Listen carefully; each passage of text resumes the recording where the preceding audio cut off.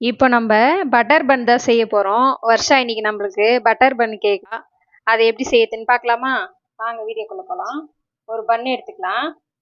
இந்த பன்னை இப்படி ஸ்லைஸாக பாதியாக கட் பண்ணிக்கலாம். கட் பண்ணிக்கிட்டோமா?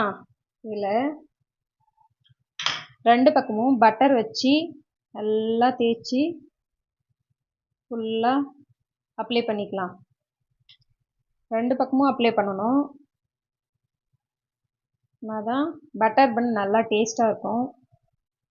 அடுத்தது மேலே சுகர் சேர்த்துக்கலாம். கொஞ்சமாக அப்படியே தூவி விட்டுக்கலாம் இந்த பக்கமும். இப்போ இதை மூடி இப்படி வச்சுக்கலாம். இப்போ கொஞ்சமாக பட்டர் சேர்த்துக்கிட்டோம். நீ வச்ச பன்னை இதில் சேர்த்துக்கலாம். இப்போ இந்த பக்கம் திருப்பி போட்டுக்கலாம்.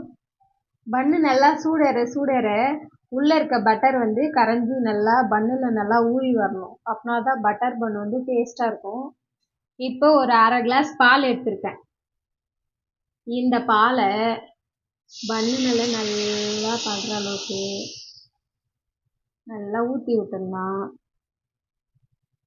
அந்த பால் நல்லா வந்து அந்த பன்னி இழுத்ததுக்கப்புறமா நம்ம தோசை சட்டிலேருந்து எடுத்துக்கணும்.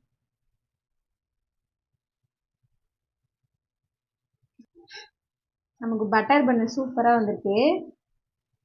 பால் நல்லா ஊறி இருக்கு பட்டர் பன் மேலே. இப்போது இது ஒரு பிளேட்டுக்கு நம்ம மாற்றி எடுத்துக்கலாமா? நம்ம பட்டர் பன்னு ரெடி ஆயிடுச்சு.